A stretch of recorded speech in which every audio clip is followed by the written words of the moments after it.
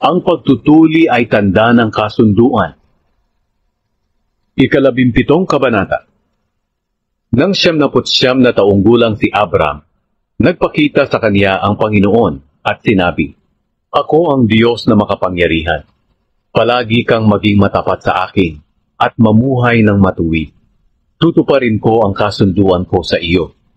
Pararamihin ko ang mga lahi mo."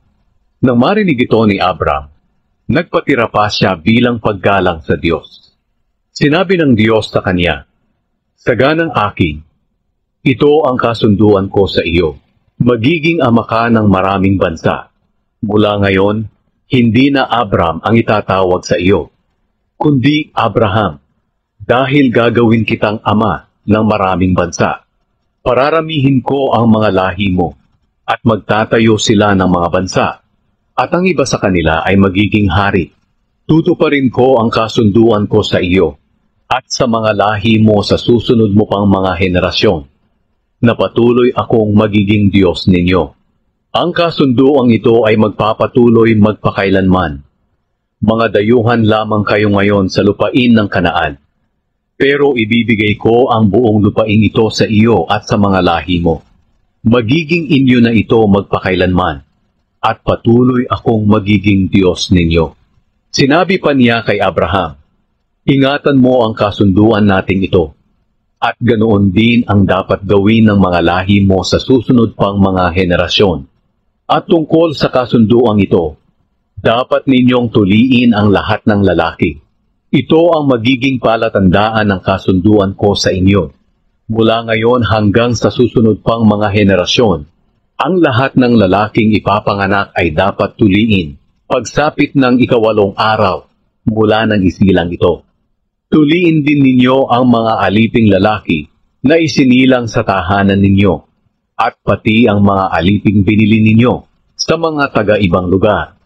Ito ang palatandaan sa katawan ninyo na magpapatunay na ang kasunduan ko sa inyo ay magpapatuloy hanggang wakas. Ang sinumang lalaki sa inyo na tumangging magpatuli ay huwag ninyong ituring na kababayan, dahil binaliwala niya ang kasunduan ko." Sinabi pa ng Diyos kay Abraham, "Tungkol naman sa asawa mong si Sarai, hindi mo na siya tatawaging Sarai, kundi mula ngayon ay Sara na ang itatawag mo sa kanya. Pagpapalain ko siya at bibigyan kita ng anak sa pamamagitan niya. Magiging ina siya ng maraming bansa, at ang iba niyang mga lahi ay magiging hari." Nang marinig ito ni Abraham, nagpatira pa siya bilang paggalang sa Diyos, pero tumawa siya sa kanyang narinig. Sinabi niya sa kanyang sarili, "Magkakaanak pa ba ako na nasa 100 taong gulang na? At si Sara, mabubuntis pa kaya siya na nasa 90 taong gulang na?" Sinabi niya sa Diyos, "Kung ganoon po ang mangyayari, naway pagpalain niyo rin po ang anak kong si Ismael." Sumagot ang Diyos, "Ang totoo ay ito, ang asawa mong si Sara ay manganganak ng lalaki, at papangalanan mo siyang Isaac.